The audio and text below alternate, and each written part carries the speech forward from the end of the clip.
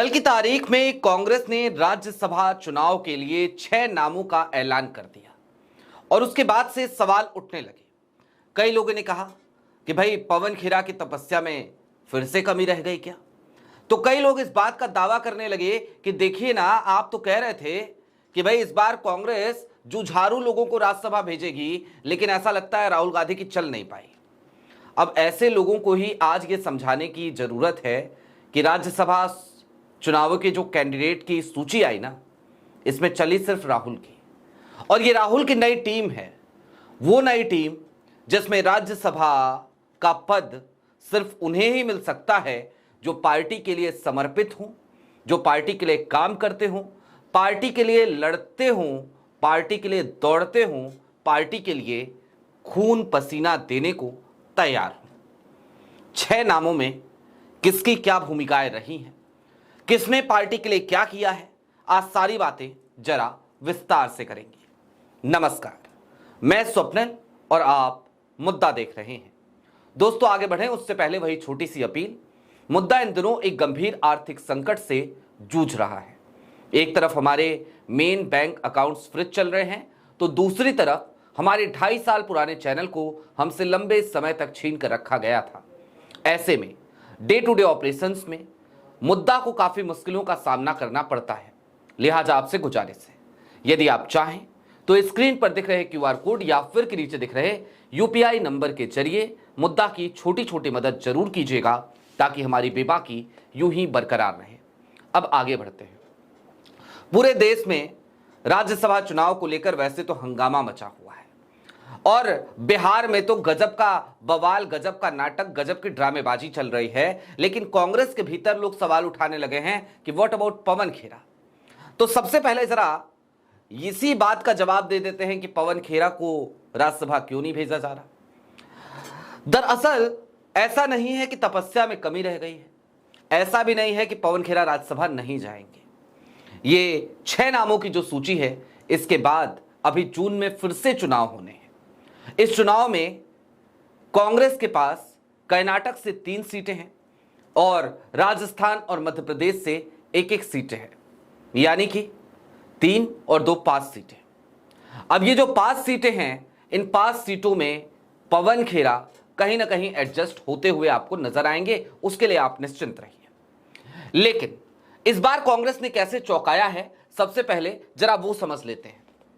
एक नाम की चर्चा तो खूब हो रही है। हिमाचल से कांगड़ा के जिला अध्यक्ष है अनुराग शर्मा। अभी 1 महीने पहले जिला अध्यक्ष बने, और 1 महीने पहले जिन्हें जिला अध्यक्ष बनाया गया, कांग्रेस ने उनको राज्यसभा भेज दिया। लोग कह रहे हैं कि बताइए कितना चौंका दिया कांग्रेस ने। जाहिर सी बात है, चौंका दिया कांग्रेस ने। और पता है, अगर अनुराग शर्मा वहां से जा रहे हैं तो कौन नहीं जा रहे हैं? आनंद शर्मा। आनंद शर्मा जो AICC में भी एक बड़े पद पे है, CWC में एक कुर्सी घेर के बैठते हैं, उनका पत्ता कट गया। उनको राज्यसभा कांग्रेस नहीं भेज रही है, उनके नाम का जिक्र चल रहा था। लेकिन ऐलान किसका हुआ? ऐलान हुआ एक युवा नेता का, ऐलान हुआ एक जमीनी नेता का, ऐलान हुआ एक जिला अध्यक्ष का। और जिला अध्यक्ष को अगर कांग्रेस राज्यसभा भेज रही है, तो सोचिए इस देश के जो तमाम जिला अध्यक्ष हैं कांग्रेस के, उनके अंदर किस तरीके का मैसेज जाएगा और वो किस तरीके से पार्टी के लिए और ज्यादा समर्पित होकर काम करते हुए आपको नजर आएंगे। निश्चित तौर पर राहुल गांधी का ये मास्टर स्ट्रोक है।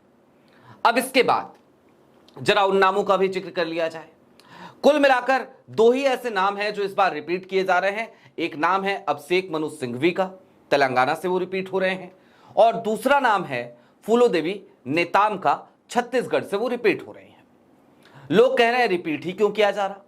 अभिषेक मनु सिंघवी का रिपीट होना पहले से तय था, और फूलोदेवी नेताम की जहां तक बात है तो उनका रिपीटेशन इसलिए जरूरी है कि कांग्रेस में जब राहुल गांधी बार बार आदिवासी समाज की बात करते हैं, तो उसी आदिवासी समाज से आने वाली फूलोदेवी नेताम, उनका टिकट भला कांग्रेस कैसे काट सकती थी। लिहाजा उनको एक बार और राज्यसभा के लिए नॉमिनेट किया गया, उनको मौका मिला है, उनको प्रत्याशी के तौर पर कांग्रेस ने मैदान में उतार दिया है। अब हिमाचल की बात कर ली हमने, छत्तीसगढ़ की बात कर ली हमने, तेलंगाना में अभिषेक मनु सिंघवी की बात भी हमने कर ली। लेकिन आप कहेंगे बाकी लोगों का क्या? तो मसलन एक नाम आप सुन रहे होंगे तमिलनाडु से आने वाले क्रिस्टोफर तिलक का, जिनको तमिलनाडु से राज्यसभा में भेजने जा रही है कांग्रेस। कौन है क्रिस्टोफर तिलक? जानते हैं आप?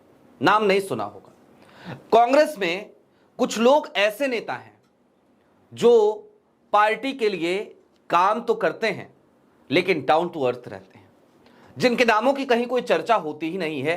क्रिस्टोफर तिलक भी एक ऐसे ही नेता है। हरियाणा में जरा सोचिए, चुनाव के बाद जब हर कोई अपनी गलती छिपाने में लगा था, क्रिस्टोफर तिलक ही थे जो खुलकर कह रहे थे कि हरियाणा में गुटबाजी की वजह से कांग्रेस का ये हश्र हुआ। वो खुलकर ये बात भी स्वीकार कर रहे थे कि ऊपर तो संगठन था, लोग तो हमसे जुड़े हुए थे, लेकिन हम लोगों से नहीं जुड़ पाए, यानी कि कांग्रेस लोगों से नहीं जुड़ पाई, नहीं कनेक्ट कर पाई। ये स्वीकार करने वाले क्रिस्टोफर तिलक, बेबाकी के साथ राहुल के सामने अपनी बात रखने वाले क्रिस्टोफर तिलक, उनको भी राज्यसभा में मौका दिया जा रहा है। अब क्रिस्टोफर तिलक के बाद एक और नाम है तेलंगाना से एम नरेंद्र रेड्डी का, वेम नरेंद्र रेड्डी। अब आप कहेंगे वेम नरेंद्र रेड्डी कौन है? वेम नरेंद्र रेड्डी आंध्र प्रदेश से आते हैं, तेलंगाना से ही आते हैं। पहले आंध्र प्रदेश, जब संयुक्त आंध्र प्रदेश था तब उन्होंने अपनी राजनीति की शुरुआत तेलुगु देशम पार्टी यानी कि टीडीपी से करी थी, चंद्रबाबू नायडू की पार्टी से करी थी। कांग्रेस के बड़े जुझारू नेता हैं, मुख्यमंत्री हैं रेवंत रेड्डी। रेवंत रेड्डी के करीबी माने जाते हैं वेम नरेंद्र रेड्डी। और वेम नरेंद्र रेड्डी को कांग्रेस तेलंगाना से इसलिए भी भेज रही है क्योंकि वेम नरेंद्र रेड्डी लगातार संगठन सृजन के कार्यक्रमों में खासे उत्साहित रहे और काफी ज्यादा एक्टिव रहे, सक्रिय रहे। इसके अलावा हरियाणा से एक नाम है कर्णवीर सिंह बौद्ध का। अब कर्णवीर सिंह बौद्ध अनुसूचित जाति से आते हैं। उसके अलावा जो उनको माइलेज है वो सिर्फ और सिर्फ जाति उनकी नहीं है, सिर्फ दलित वर्ग से आना उनका जो मेरिट है वो नहीं है। उनकी मेरिट का आधार जानते हैं क्या है? उनके मेरिट का आधार भी यही है कि जब हरियाणा में कांग्रेस हार गई चुनाव और तमाम नेता इधर उधर की बयानबाजी करने लगे, जब हरियाणा में तमाम नेताओं को यह लगने लगा है कि किसी न किसी एक गुट के साथ रहना पड़ेगा, उस वक्त पे कर्णवीर सिंह बौद्ध वो किसी गुट के साथ नहीं रहते। उनका गुट राहुल का गुट है, वो कांग्रेस के गुट के साथ रहते हैं, वो कांग्रेस के आइडियोलॉजी के लिए काम करते हैं।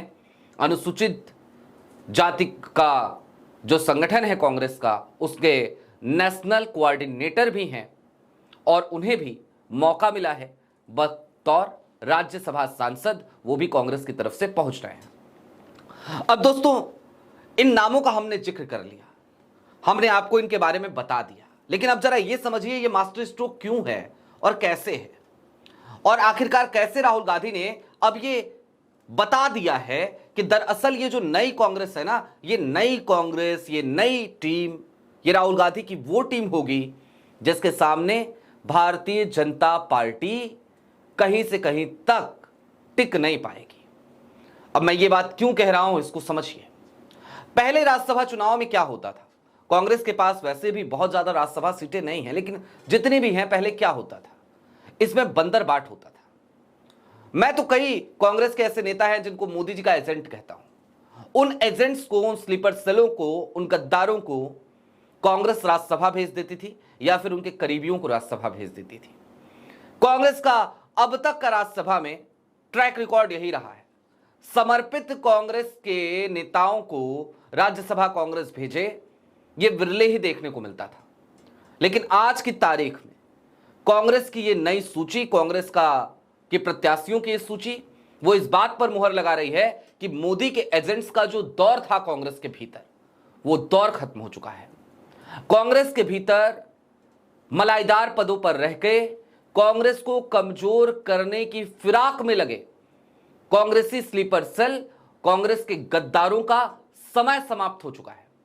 ये वो कांग्रेस है जहां पर यदि काम करोगे तो पद मिलेगा, काम करोगे तो राज्यसभा जा सकते हो, काम करोगे तो मौका मिलेगा, और काम नहीं करोगे कांग्रेस के लिए, कांग्रेस की विचारधारा को आगे नहीं बढ़ाओगे, कांग्रेस के आइडियोलॉजी के साथ नहीं खड़े रहोगे, तो भूल जाओ, ना तुम्हें मौका मिलेगा और ना ही तुम्हारे किसी करीबी को।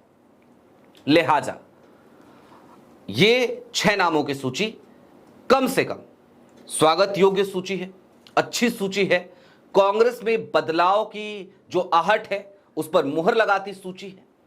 और इसके साथ ही साथ चलते चलते फिर बता दूं, कई लोग अभी भी चिंतित हैं पवन खेरा को लेकर, तो आप चिंता ना करें, पवन खेरा की तपस्या में कोई कमी नहीं है। वो राज्यसभा जरूर जाएंगे और उनका जाना जरूरी भी है, उनका जाना आवश्यक भी है, क्योंकि पवन खेरा जैसे लोग जो लगातार समर्पित होकर कांग्रेस के लिए काम कर रहे हैं, उन जैसे लोगों को अगर कांग्रेस में प्रमोशन नहीं मिलेगा, कांग्रेस में राज्यसभा नहीं मिलेगी, तो फिर भला किससे मिलेगी। लेकिन हां, तपस्या उनकी अभी भी जारी है। आज भी उन्होंने एक प्रेस कॉन्फ्रेंस करी है और यह समय जो है तपस्या का वो लगभग समापन की ओर है।